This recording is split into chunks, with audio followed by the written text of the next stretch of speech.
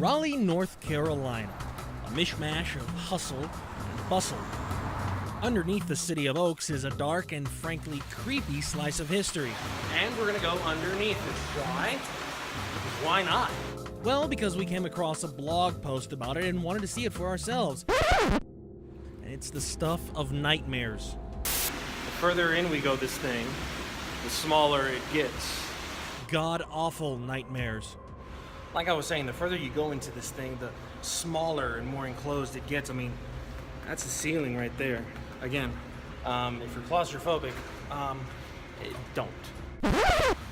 The tunnel, or cave, or lair, whatever you want to call it, has a purpose other than scaring anyone who dares to enter.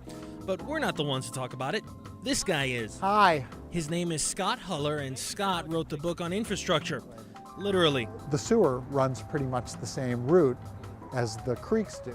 Well, why is that? Because both the sewer and the creeks run by gravity. It's called On the Grid, and, well, it's Scott showing off how much of an infrastructure aficionado he is.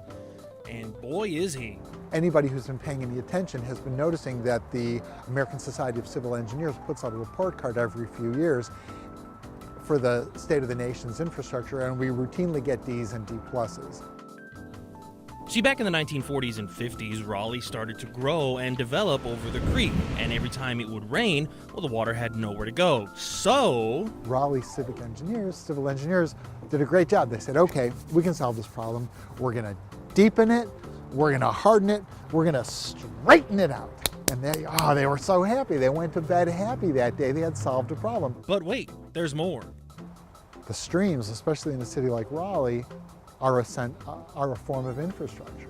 The streams manage all that rain that falls on us and moves it so that it doesn't end up in our basements.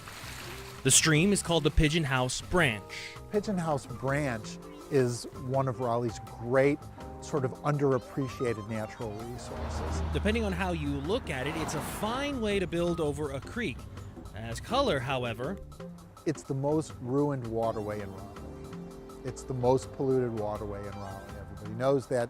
It's the one that needs the most work. Look at it here, it looks beautiful. Look at it as it comes out from underneath Peace Street. It's a mess because all it is pet waste and fertilizer and brake dust and tire grit, and that's terrible. Scott and some science buddies of his explored another part of the creek. You're not supposed to go in there, so don't go in there. But if you happen to have been in there with your hard hat and your gloves and your everything to protect you, it's a pretty remarkable environment in there. Right.